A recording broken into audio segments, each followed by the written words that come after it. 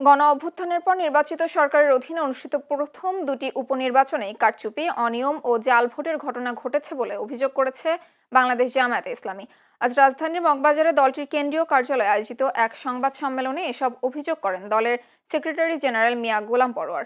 তিনি অভিযোগ করেন, ভোট গ্রহণের শুরু থেকে বিভিন্ন কেন্দ্রে এজেন্টদের কাছ থেকে জোরপূর্বক ফলাফল শিটে স্বাক্ষর নেওয়া হয়েছে। পাশাপাশি কিছু কেন্দ্রে জামায়াতের প্রার্থীর এজেন্টদের বের করে দিয়ে জাল ভোট দেওয়ার ঘটনাও ঘটেছে। সম্মেলনে বগুড়া ৬ আসনে উপনির্বাচন ও শেরপুর ৩ আসনে নির্বাচনের পরিস্থিতি তুলে ধরে তিনি এই অভিযোগ করেন।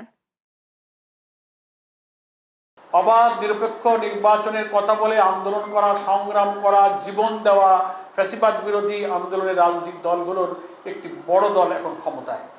তাদের হাতে প্রথম দুটো উপনির্বাচনের এই যদি চিত্র হয়, তো সামনে স্থানীয় সরকার নির্বাচন সহ আর যেসব নির্বাচন হবে, সেই নির্বাচনে আমরা কি করে ভোটারদের আকাঙ্ক্ষার প্রতিফলন আশা করতে পারি।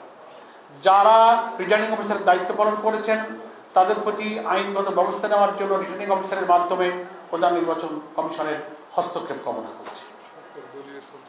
আর দলীয় সন্ত্রাসীরা ভোট কেন্দ্রে দলবদ্ধভাবে ঢুকছে কিভাবে, এবং সোশ্যাল মিডিয়াতে আসছে যে ভোটার নয় একটা ছেলে, সে ঢুকে ভোট দিচ্ছে, তাকে ধরে ফেলেছে সাংবাদিকরা।